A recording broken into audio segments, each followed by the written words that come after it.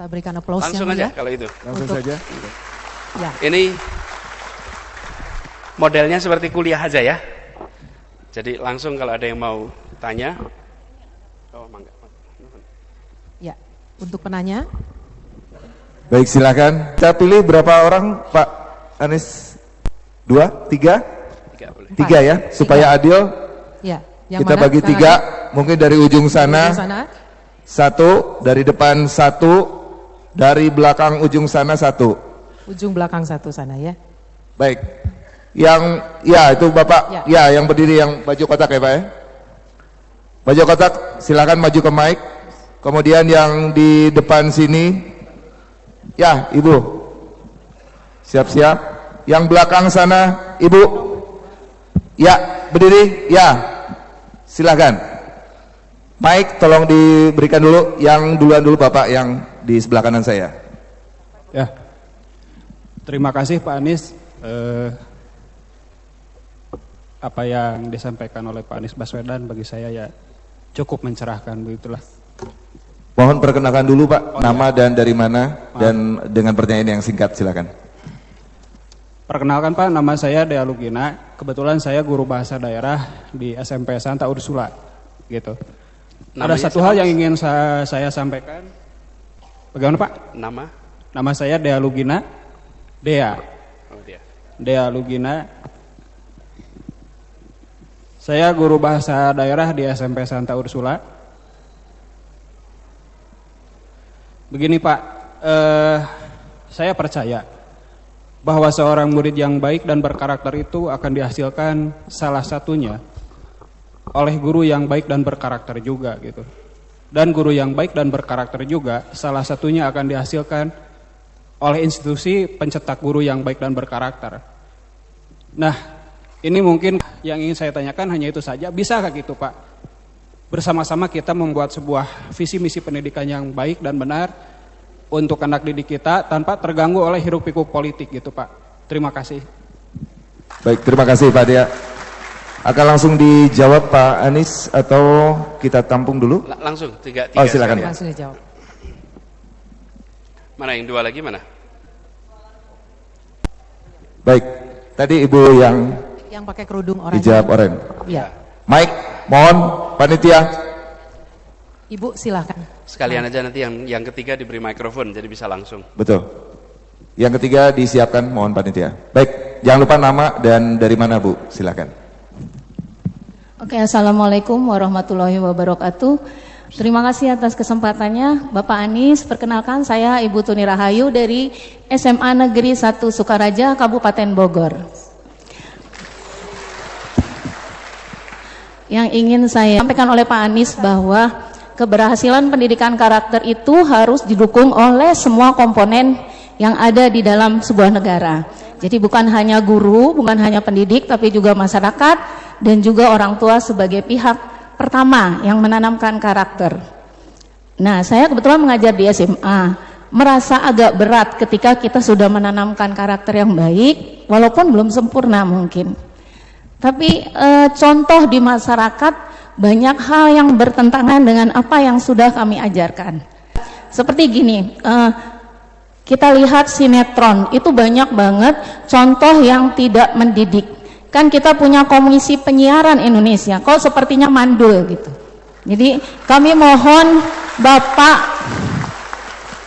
Bapak memberikan atau membuat kerjasama sehingga tidak ada lagi sinetron atau tayangan-tayangan yang tidak bermanfaat, karena tidak akan dapat membangun karakter jika masyarakatnya masih banyak yang tidak benar. Demikian Pak Anies, terima kasih. Wassalamualaikum warahmatullahi wabarakatuh. Waalaikumsalam warahmatullahi wabarakatuh. Terima kasih Ibu. Selanjutnya, nama saya tadi yang sudah saya tunjuk, mohon maaf. Ya, Ibu yang di belakang sana. Silakan nama dan dari mana Bu? Silakan. Assalamualaikum warahmatullahi wabarakatuh.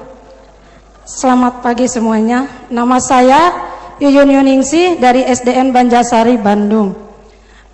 Terima kasih kepada Bapak dan pembawa acara yang telah memberikan kesempatan kepada saya untuk bertanya. Pertanyaan yang saya akan sampaikan Pak, sehubungan dengan tadi mengenai karakter yang kita harus bangunkan, mulainya itu kan pertamanya itu dari orang tua, dari rumah. Nah, anak akan lebih peka mencontoh apa yang mencontoh apa yang dilakukan oleh orang tuanya. Karena masa-masa itu mungkin masa yang paling bagus ketika anak melihat apa yang dia lihat. Nah, yang saya ingin tanyakan, dikarenakan sekarang pada masa modern banyak ibu dan ayahnya yang tadi sibuk gitu Pak, berangkat pagi, ketika dia berangkat anaknya masih tidur, ketika orang tuanya pulang anak sudah tidur pula. Jadi orang tua itu bagaimana dia akan bisa membangun, mencontoh masyarakat, sementara dianya sendiri tidak ada waktu untuk mengasuh anak dengan sendiri, sementara pengasuhan selalu diserahkan kepada baby sister.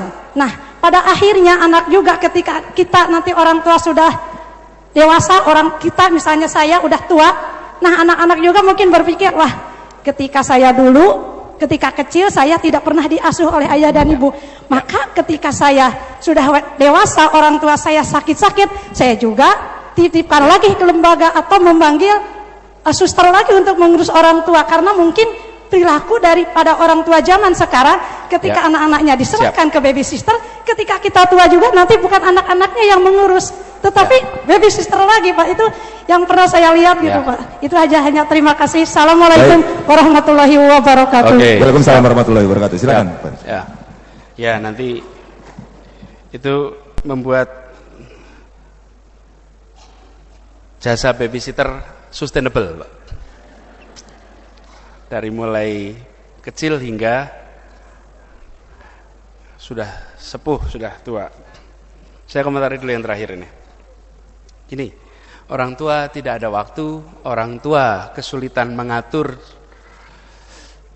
sumber daya untuk mendidik anak. Pertanyaan saya, bagi seorang pasangan orang tua yang menghadapi masalah itu, apakah Anda orang pertama di dunia yang menghadapi masalah itu? Tentu tidak. Anda adalah orang pertama yang mengalami itu untuk Anda sendiri. Tapi di dunia ini sudah jutaan orang mengalami masalah yang sama. Di situ sebabnya sesama orang tua harus saling belajar. Lesson learn dari orang tua yang satu dengan yang lain itu sekarang lesson learn-nya itu dibawa sendiri dan hilang. Tidak ada accumulated knowledge of experience across parents, nggak ada. Itu sebabnya kementerian kita ingin secara serius menangani soal pendidikan peran keluarga orang tua. Yang kemarin sempat ramai ke ayah bundaan itu.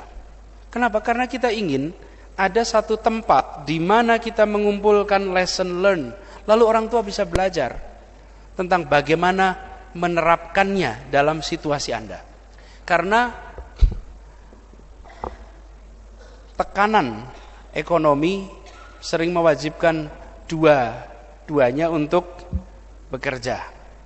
Tapi sebenarnya ada manajemennya. Dan manajemennya itu jawabannya bukan dari menterinya, bagaimana? Jawabannya dari orang tua lain yang sudah mengalami ini dan berhasil. Nah, hanya pengalaman orang tua lain itu tak menjangkau. Kenapa? Misalnya nih, tumbuh besar di kabupaten tahun 60-an, 70-an. Lalu bekerja pindah ke Bandung, atau misalnya Anda pindah ke Bandung, kerja di Bandung.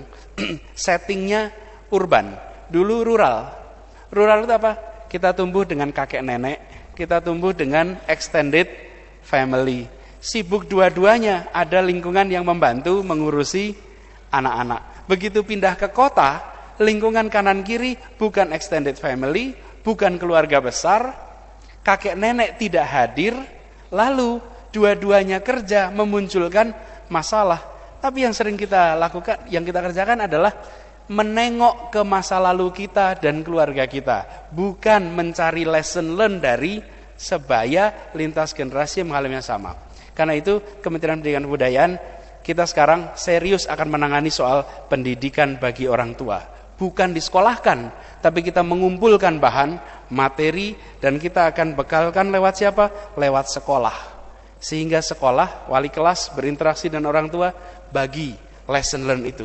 Supaya apa? Orang tua punya solusi, tapi solusinya tidak generik, Bu. Jadi tidak bisa kemudian kita mengatakan, oh berarti solusinya tiadakan babysitter, oh berarti solusinya adalah satu, harus berhenti pekerjaan. Begitu kita menganggap solusi satu untuk semua kasus, we are beginning of a problem. Jadi solusinya harus dari Anda, tapi referensinya dari banyak tempat. Hari ini kita semua sadar, orang tua adalah pendidik terpenting. Tapi orang tua adalah pendidik yang paling tak tersiapkan. Paling penting, tapi paling gak siap. Kemana cari bekal?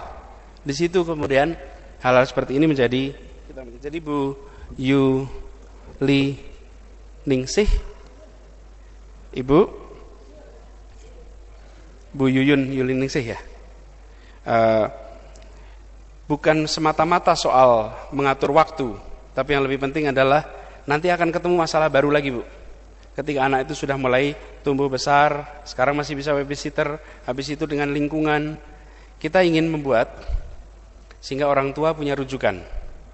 Misalnya, anak saya kelas 4 SD misalnya, maka saya bisa datang. Kita nanti akan buat portal juga. Portal, datang ke situ, lihat. Kalau anak usia kelas 4 SD, pertumbuhan fisiknya seperti apa?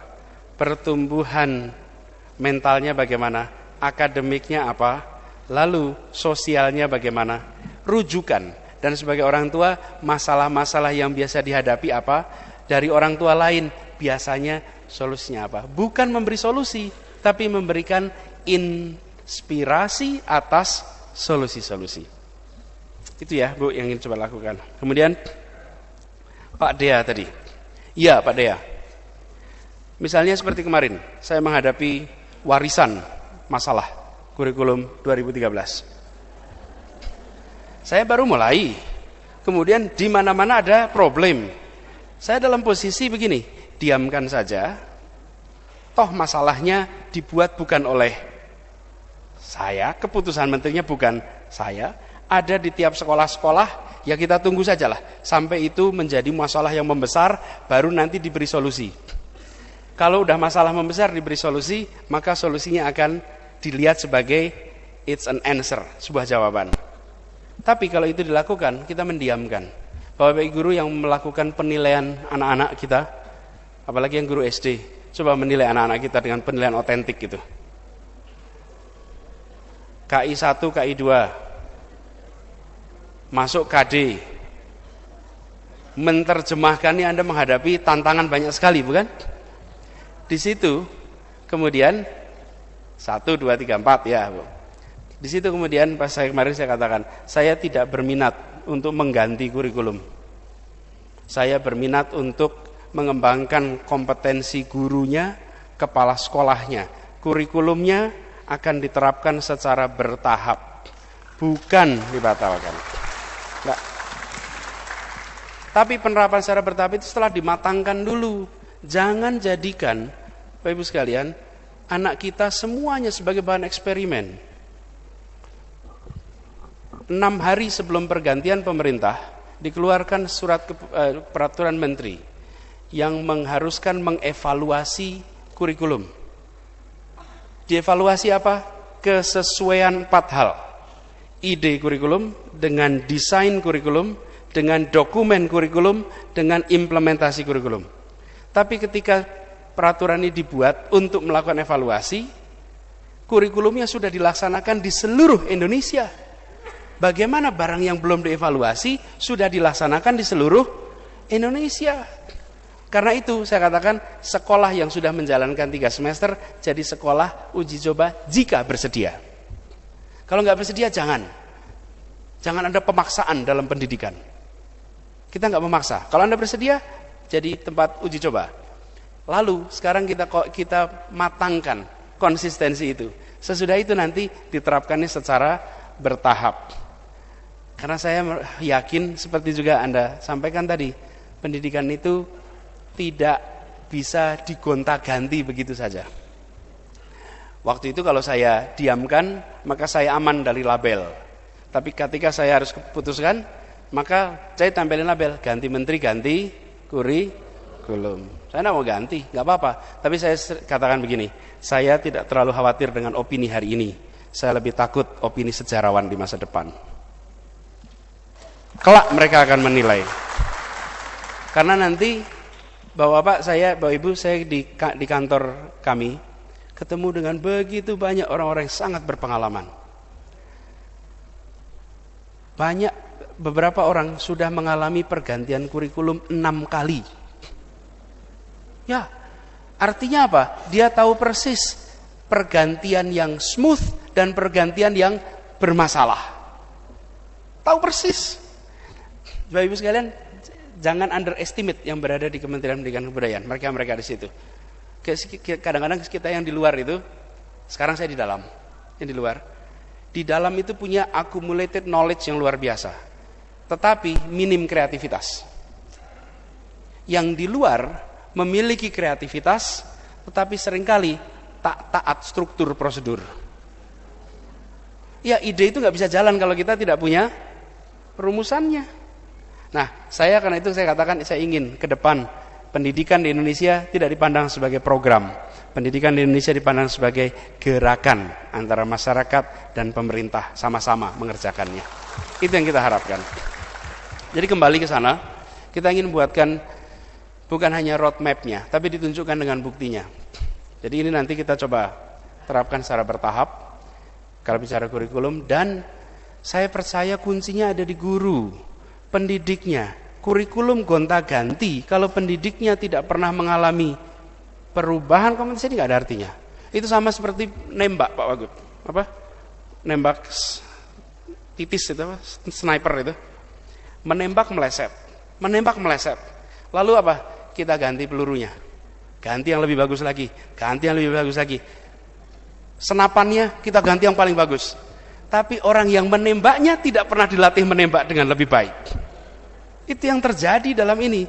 Muatannya Pak yang kita gonta-ganti terus. Tapi yang membawanya, coba dicek berapa banyak guru yang rutin mendapatkan pelatihan. Minim sekali. Cek jumlah pelatihan guru kita rendah.